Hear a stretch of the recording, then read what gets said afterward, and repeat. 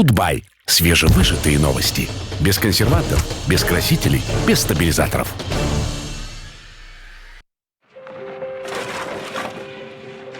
Малый и средний бизнес нуждаются в большой поддержке. Беларусьбанк предоставит кредит с действительно низкой процентной ставкой в белорусских рублях от 4,75% годовых и обеспечит полный комплекс необходимых услуг. Кредиты для вашего бизнеса. Беларусьбанк. Всегда рядом.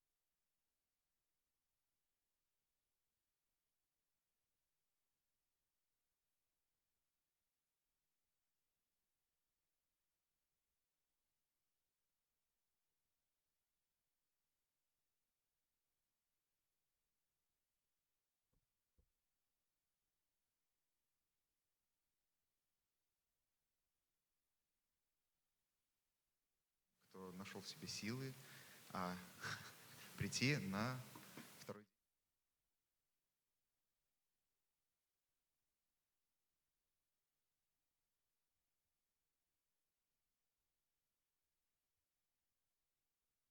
панель и передать слово для открытия, для приветственного слова Жишкевичу Андрею Казимировичу, председателю управления Банка развития Республики Беларусь. Добрый день. Мне действительно очень приятно, и я чувствую такую честь.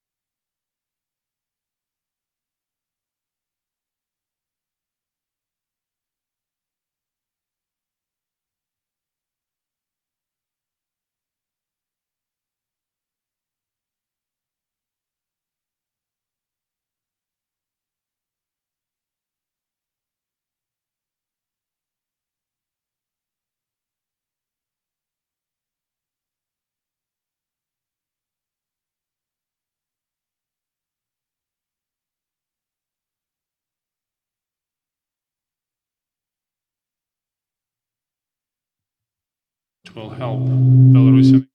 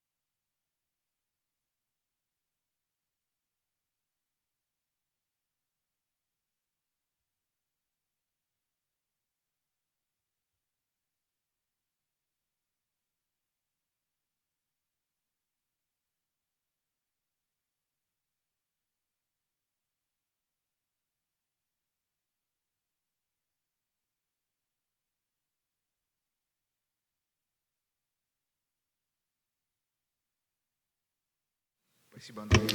Thank you, Andrei.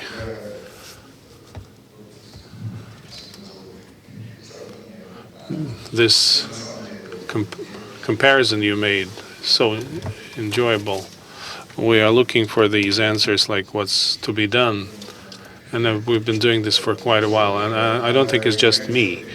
I'd like to give the floor now to Jennifer Moore, U.S. Chargé d'Affaires in Belarus. And also I'd like to thank USAID as well for providing support. This KEF initiative started back in 2013, and that's when they started giving us quite serious support. I'm very thankful. Please, Jennifer. Thank you. I'm just not cool enough to Спасибо. the chair, so I can... Я решила все-таки привстать. Good morning, ladies and gentlemen. Доброе утро, дамы и господа, коллеги. Before I get started, До того, как я, собственно, начну, хочу поблагодарить организаторов ИПМ, Бюрок и Кейс. Я очень горда тем, что и Агентство международного развития США также поддерживает такие мероприятия. Это самый крупный экономический форум гражданского общества в Беларуси. И для меня действительно честь открывать второй день реформы без последствий. Так у нас называется второй день.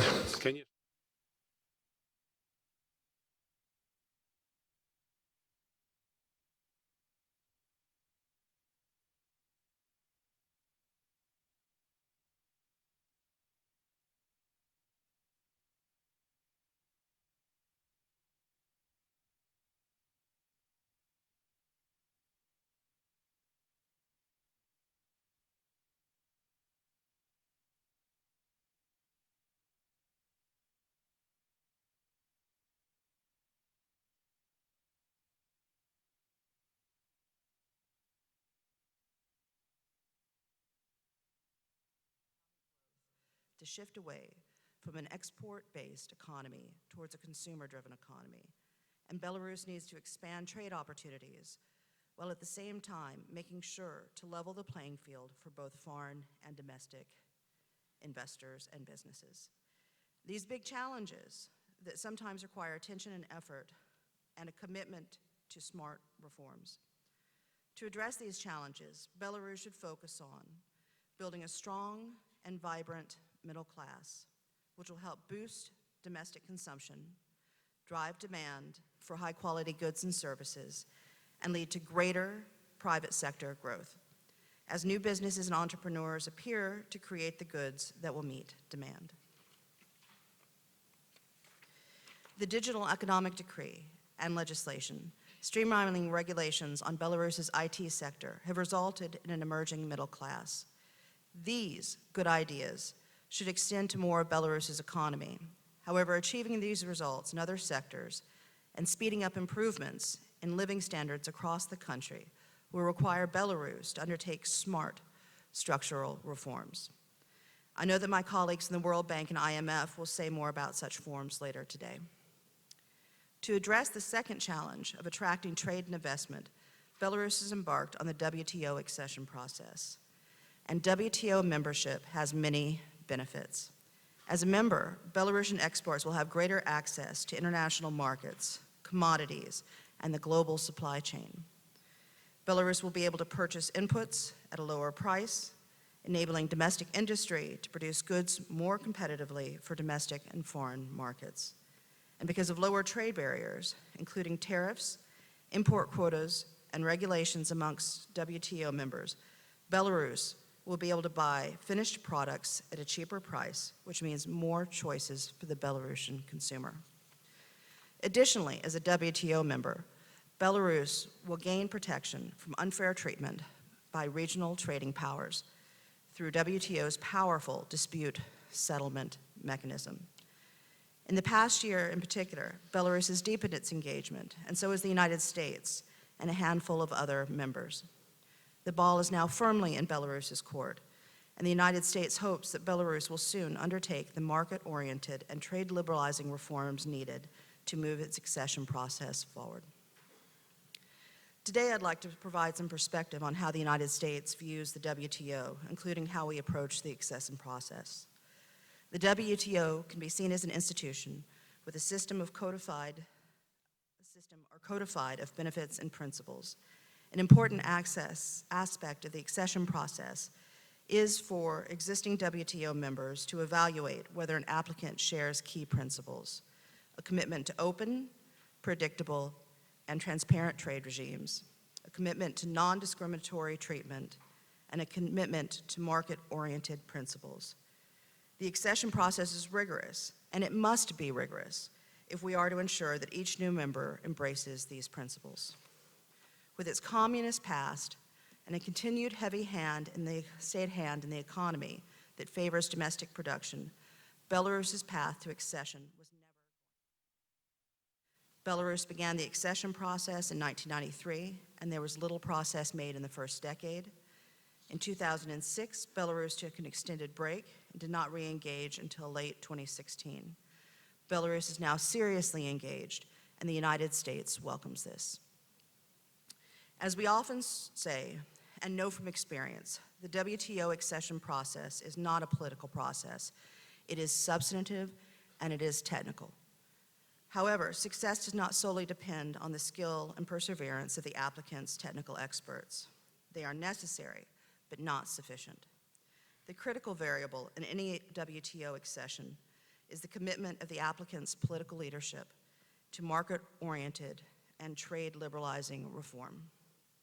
After several years of sustained engagement, WTO members are waiting to see, is Belarus's leadership committed to establishing more market-oriented, liberal trade regimes?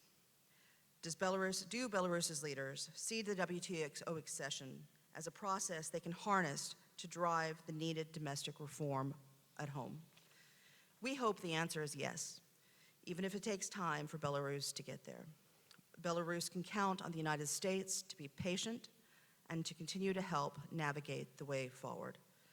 We will help ensure that Belarus makes the necessary changes to its trade regime so that all enterprises and entrepreneurs, from the private sector to the public, from foreign to domestic, can compete on a level playing field.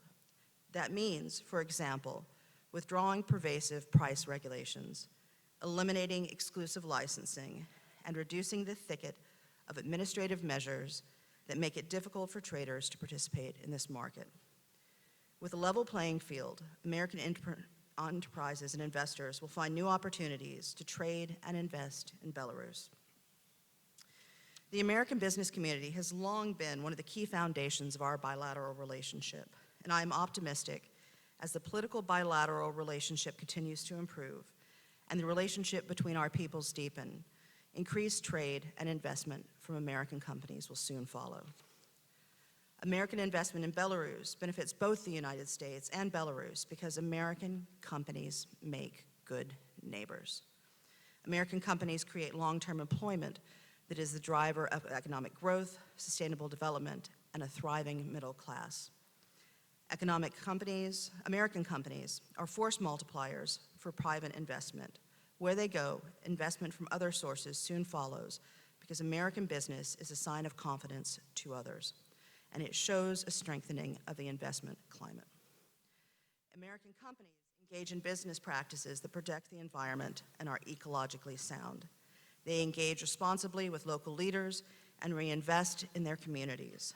American companies respect the contributions of labor. They break stereotypes and bring dignity to workers from all parts of Belarusian society and promote the independence of vulnerable and marginalized groups. And like other counterparts in America, American companies in Belarus often shape the next generation of Belarusian entrepreneurs, leaders, and innovators.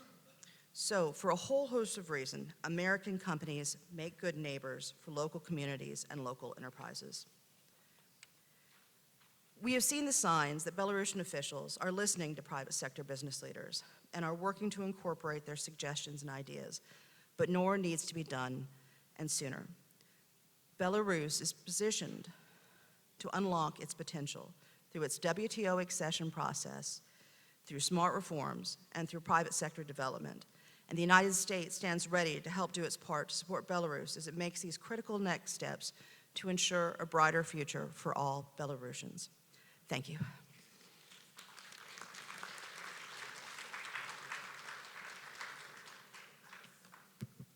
Дженнифер, спасибо большое. Мне всегда очень приятно слышать, когда кроме It's always good to hear того, that что нужно сделать, in addition to what we need to do, people say как мы развиваем наше сотрудничество. things about what has been done and how we develop our cooperation, and that there are prospects for further development.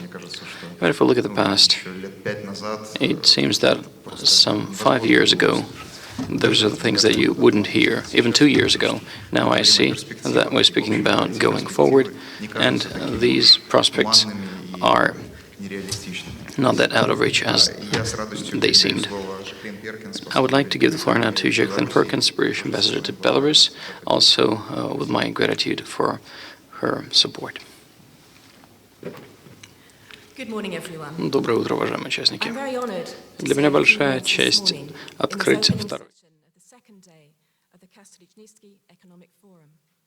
I'm proud to say that this year the British Embassy in Minsk has been able to join the impressive list of Belarusian and international organizations and companies which support this important initiative, now already in its 7th year. I would also like to thank everyone who has organized and taken part in this forum. It is a unique platform where open dialogue is possible between the key ministries that shape economic policy, the academic and scientific community, and international experts. I saw this in action in the sessions yesterday when I was very impressed with the range of topics discussed and the level of questioning and debate. I was impressed, but not surprised. I've been in Belarus for only 2 months, but I've already seen the country's potential and opportunities. The main task for all of us is to help unleash this potential, and in my view, this forum plays an important role in that endeavor. For instance, the title of this year's forum is a very topical one, The Invisible Hand of Leviathan. If you think about it, it would seem that the works of 2 British economists form the background to the discussions over these 2 days. Firstly, Adam Smith, an 18th century economist who introduced the concept of the invisible hand, and secondly, Thomas Hobbes, a philosopher from the 17th century who created the idea of the Leviathan.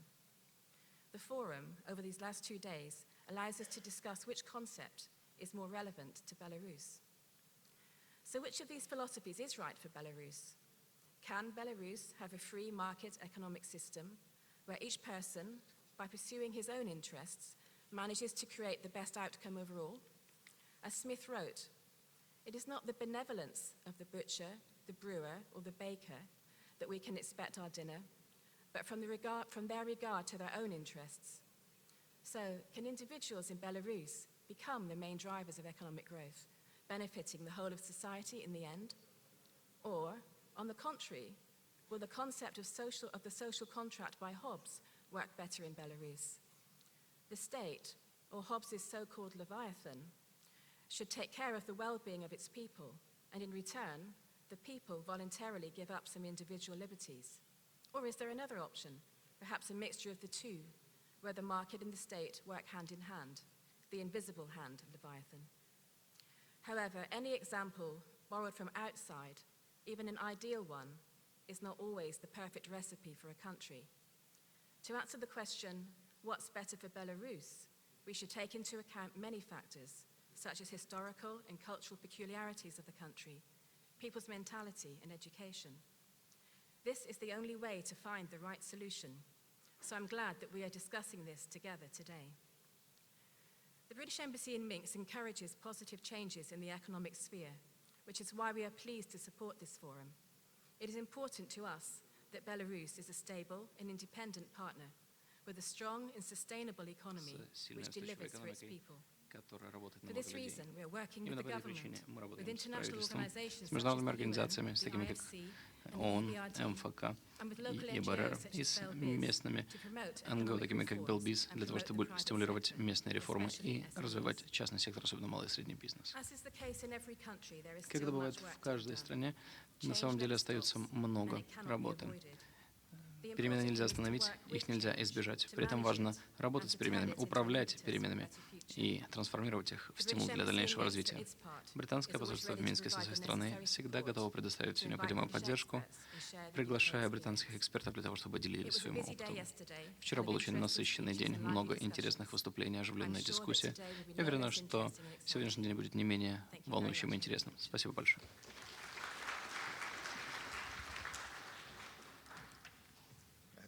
Жаклин, спасибо большое. И моя благодарность Британии за таких прекрасных мыслителей, которые дают возможность так называть конференции. Вот. Ну и пытаться сделать выбор или подумать о балансе. Поэтому спасибо большое. И я с радостью передаю слово Беренду Дегроту, руководителю отдела программ сотрудничества представительства Европейского Союза в Беларуси, которого я тоже благодарю за ту to whom I'm also grateful for the active position and support that was provided in preparing this conference in terms of inviting the speakers. That is the person who basically masterminded the regional development panel. Thank you.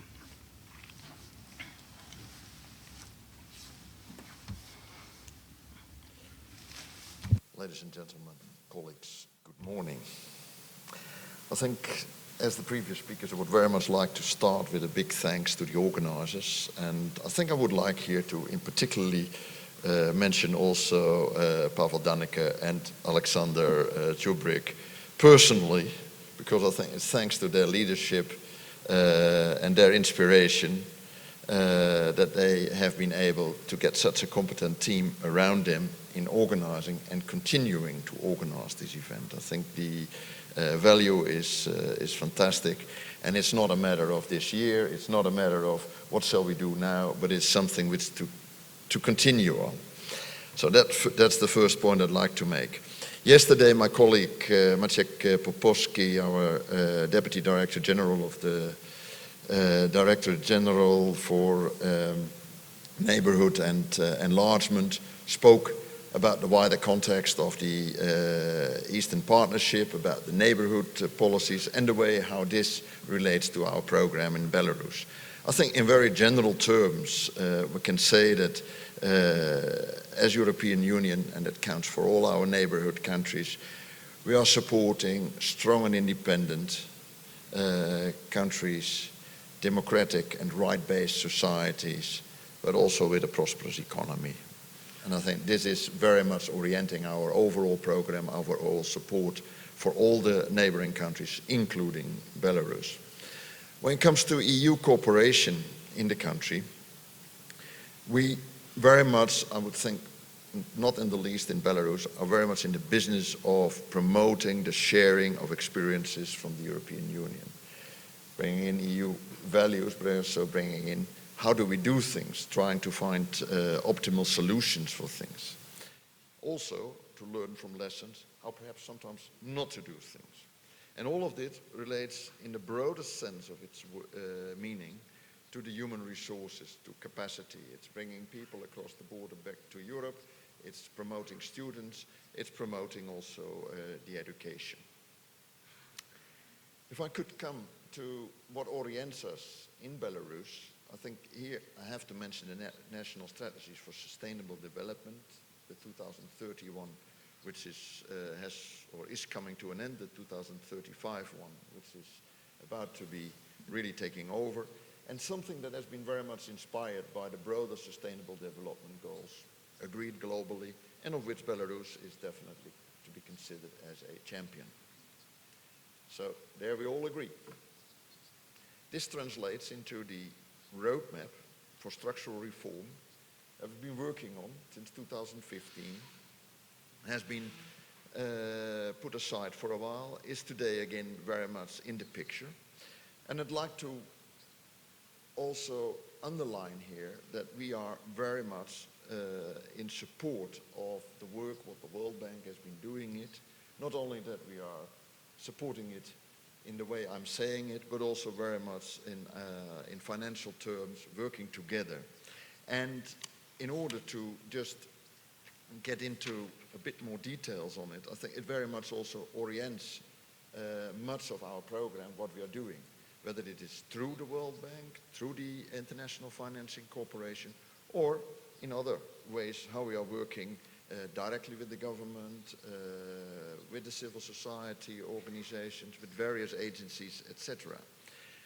The first one is with regard to the public finance management and financial sector. I think here this very much pertains to the work what the World Bank is doing on a day-to-day basis. And I'm mentioning this very much as also Vice Prime Minister Turchin yesterday referred to this. It's not only a matter of we are doing the roadmap because the World Bank wants to do it, but because we are doing it. And I think it is not too difficult to find elements of what is done. And here aspects of budget management, but also the way how the financial sector is managed. And I think on our side, in addition to what the World Bank has been doing, it's worth mentioning here the twinnings which are ongoing, and in particular the one with the National Bank, where we brought together the Bundesbank, the Polish National Bank, the Lithuanian Bank, with the National Bank. One of the most successful programs we have been doing so far, but also the willingness on the Belarusian side. It are professionals who are looking for good experiences and enabling the environment to reflect on what could be done differently. I think we had there the right wavelengths of work. There are other aspects here of technical assistance for the Ministry of Finance, supporting the rollout of the audit reforms in the country, looking into aspects of the reforms on the financial non-banking sector. These are all aspects that fall into this part of the roadmap. Then it comes to the real economy.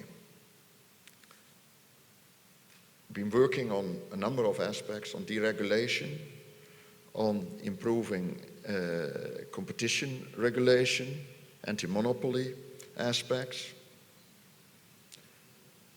The work on the accession to the WTO, I think very much support and agree what Jennifer was saying before. I mean, could have said exactly the same. But also very much working in technical assistance with the Ministry of Economy about what does it mean. Belarus has been working for a long time on this. There are various aspects, there are lots of hesitations, but there's also a continuing interest, and we hope that indeed this time round we'll get there very soon. Work on the SME sector in general. There's been the reform, there's been a strategy for the SME sector, but also there is concrete support, working with small and medium enterprises, working with startups, but also the aspect of state-owned enterprises. Privatization is a difficult issue in this country. We all know. But at the same time, it doesn't mean that there is no interest for it. I think also finding the right balance between understanding what the transition in Belarus is, the way how these things are done, looking into capacity building for management of state-owned enterprises, etc., is a way of working together. Much more could be done. Work is still ongoing, and I think we are ready to continue that work.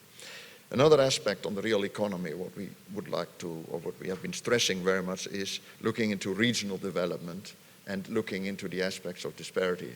Very much appreciated the presentation yesterday where this was pointed out in general terms, and it's also very much a growing issue in Belarus.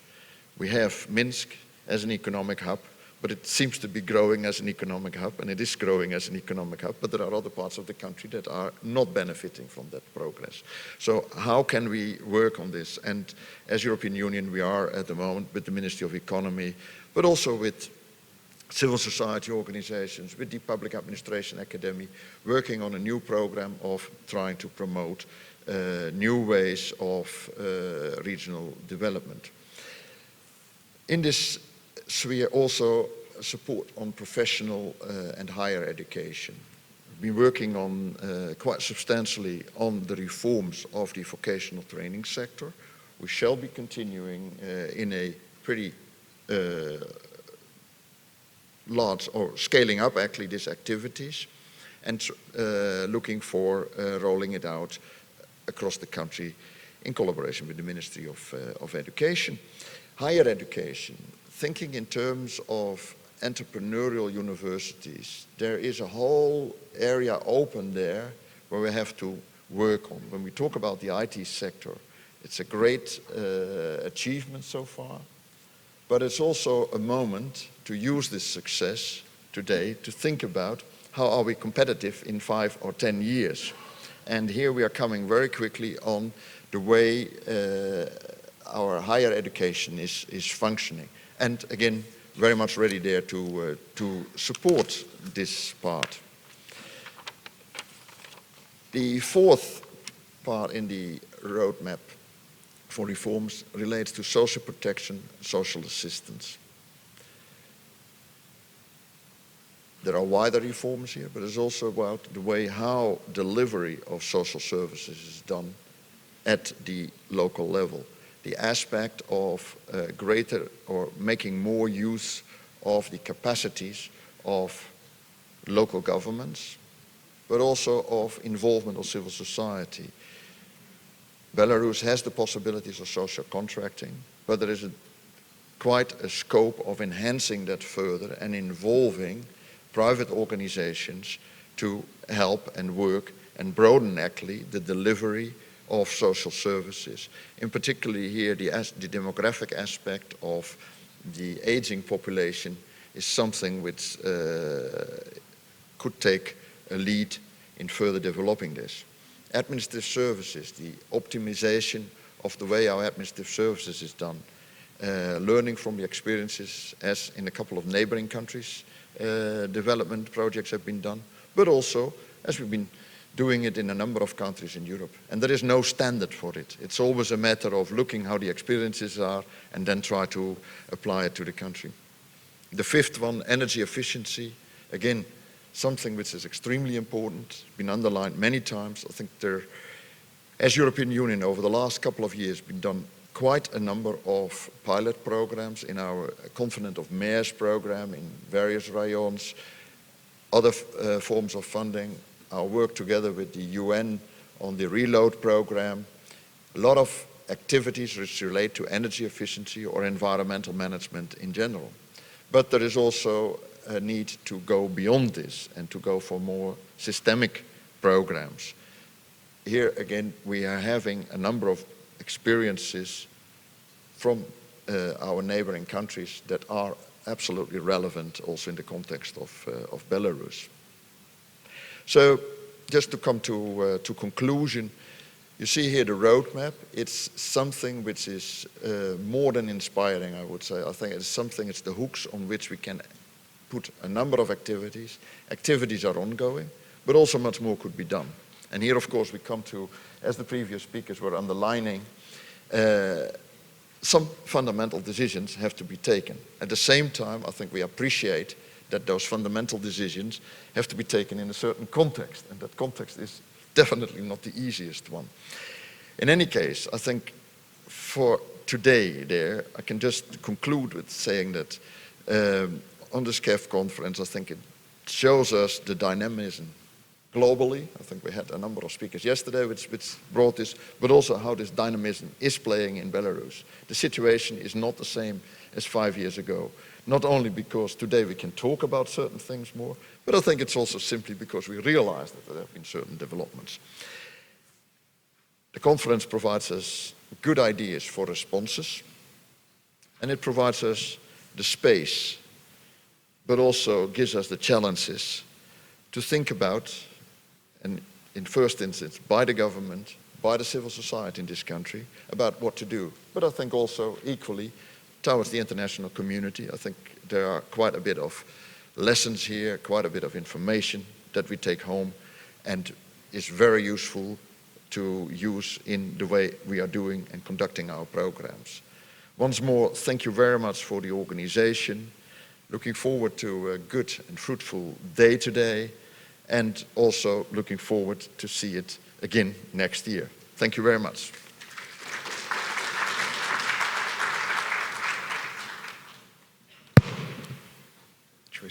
Берин, спасибо большое. Thank you very much. Again, as far as what EU is doing. This has been very interesting. Would also, I think it would also be very rewarding to hear something like this, but from Belarus, the invisible hand of Leviathan. We mean invisible Belarusian reforms. Something is happening, we don't see it happening, but then boom, and everything changes. Second day is called reforms but no consequences. I'm not sure what it means. Berin talked about privatization. Are we ready for privatization?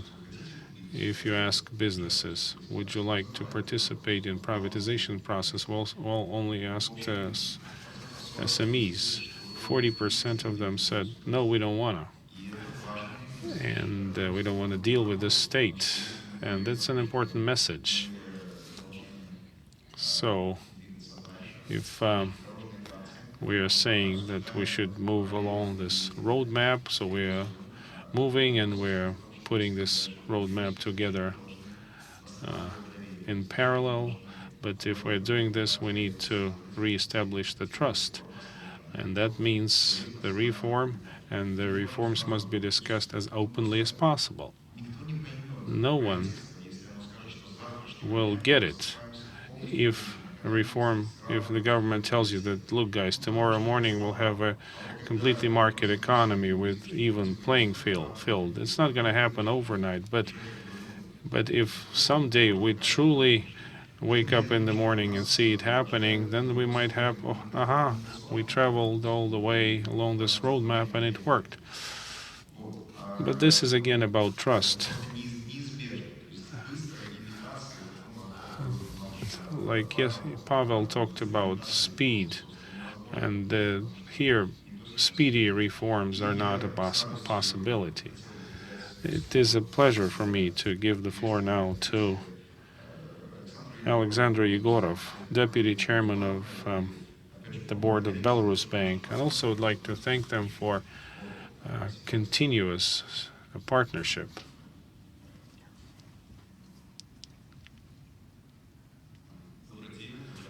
Good morning, distinguished ladies and gentlemen, colleagues, international guests. Belarus Bank is happy to act as a partner once again for this KEF forum. Well, some people say that this is an elite type forum. How can we ignore it then? One more thing. I'm very happy that it's the first time in 7 years that the October forum, because Kastrechnitsky means October, actually started in October, yesterday. Also, I'd like to recall a story that took place exactly 7 years ago. Thanks to IMF, we hosted experts back then, and they trained about 30 government officials on economic forecast based on financial programming. This program helps make forecast that would incorporate everything: budget, export, import, and so on. So one of the officials asked this question: how can I define where the loans should go? And all the three experts from IMF said, well, this is what the banks should do. No one should tell them where they direct the loans. They identify the risks and they decide. Since then, over the last 7 years, the situation has changed. The share of the so-called state government programs discussed intensively during the previous KEFs. So the share has fallen from 67 to 30-something%. But our portfolio in general has grown. We found market customers, and they have grown since. And now the efficiency have grown, and nothing real bad happened. This invisible hand we discussed yesterday, and is working. As nothing wrong about someone deciding where the resources should go.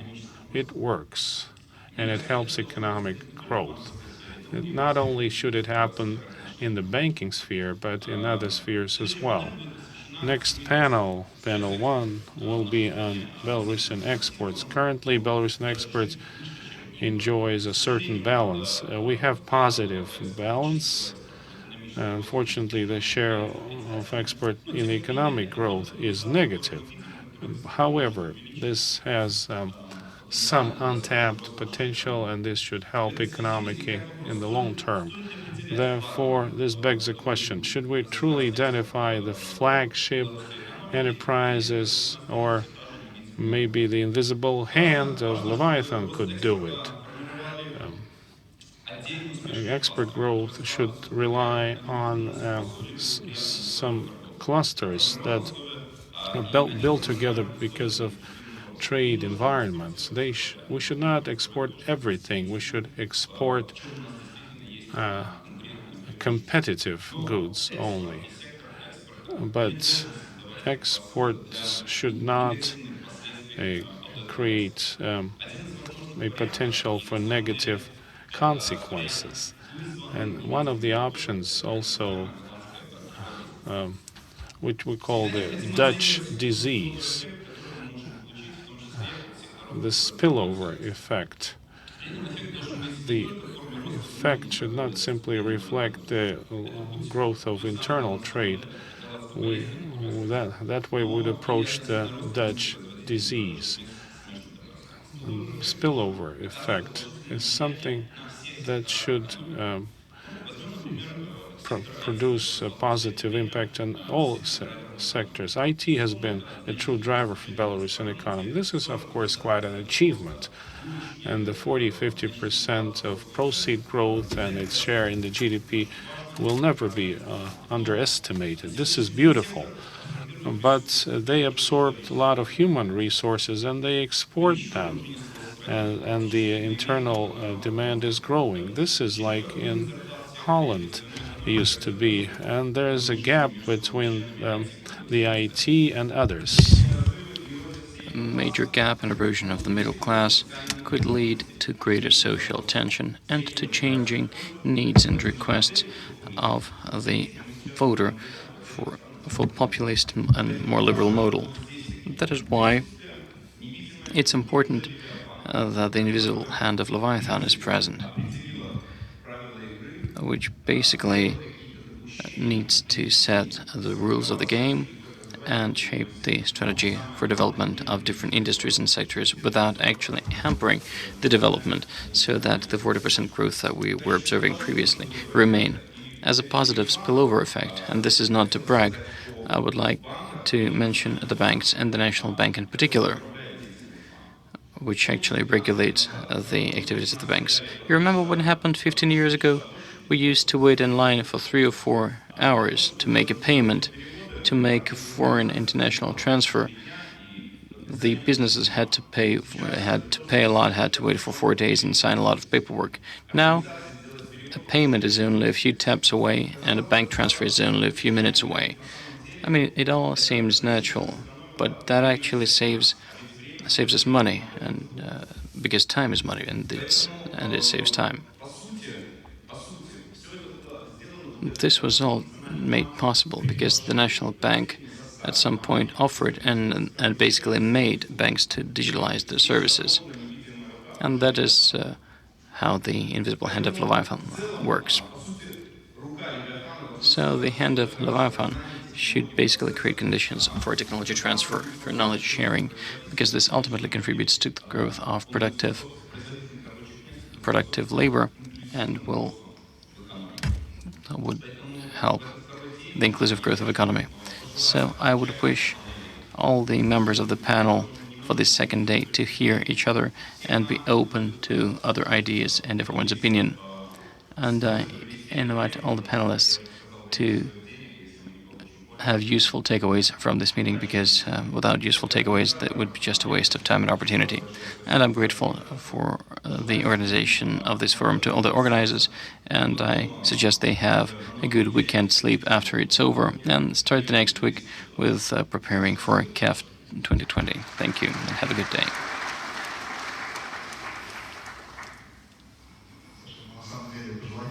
Well, the wish to have a good weekend sleep is a good one, thank you. But starting with KEF 2020 basically undermines the first wish. But anyway, thank you for your good and kind words. And I will now announce the next panel that will revolve around the development of the Belarusian export. So we're not going to take a break, we'll just reshuffle the panel and start with the next one.